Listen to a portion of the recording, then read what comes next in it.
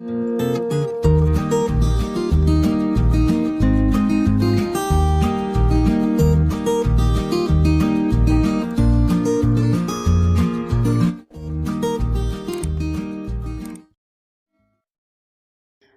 عليكم ورحمة الله وبركاته. اللهم صل وسلم وبارك عليك يا حبيبي يا رسول الله. عاملين ايه؟ يا رب تكونوا بخير في اتم صحة وافضل حال. النهارده بقى ان شاء الله هننضف مع بعض كده، او نضفنا التلاجة. هنقول ان شاء الله بننضفها ازاي بابسط الحاجات اللي موجودة في البيت، والطريقة الصحيحة لتنظيف التلاجة اللي بتفضل محافظة كده على لونها الابيض، ما يكونش فيها بقع، ما تكونش غامقه. بصوا بسم الله ما شاء الله كانها جديده التلاجة. هقول لكم ازاي انا بنضفها لكل البنات المبتدئات. فرش الزوجيه طبعا، متجوزين جدد يعني قصدي. هقول لكم بأبسط طريقه انا بنضفها ازاي وبحافظ عليها ازاي. اول حاجه طبعا بحوش كل الاجزاء دي كده، سواء الادراج او الازاز، رفوف الازاز بتاعتها والادراج اللي تحت دي والرفوف وكل حاجه. تمام. بجيب فوطه بشيل كل الرواسب اللي هي مثلا الناشفه في كل التلاجة. تمام كده.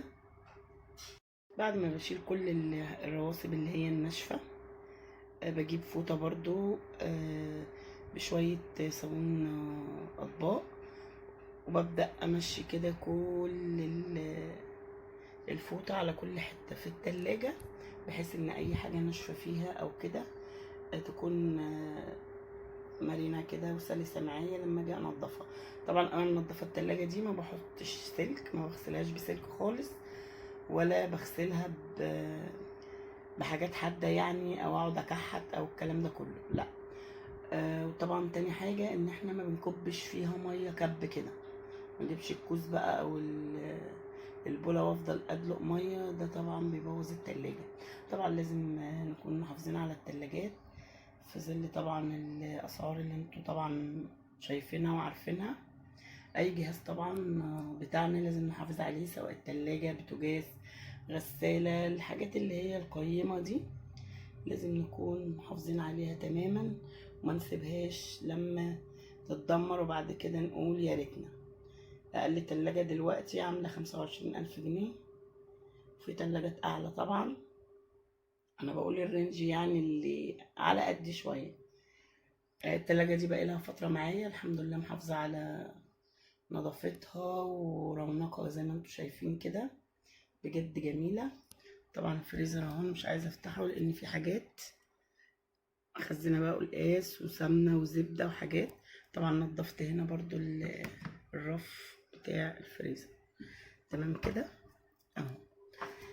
اللهم صل على النبي. طبعا انا هرص بقى كل الحاجات بتاعتي فيها، والادراج اللي تحت دي طبعا خلعتها وغسلتها،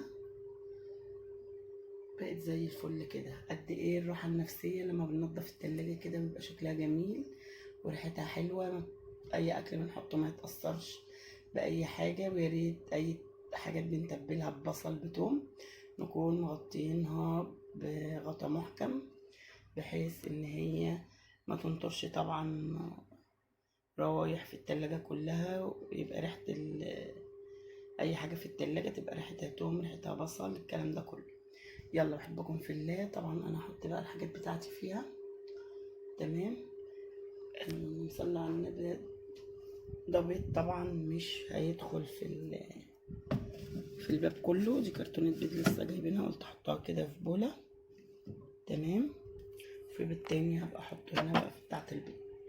يلا حبايبي بحبكم في الله، ما تنسوش تشتركوا في القناة. باي باي.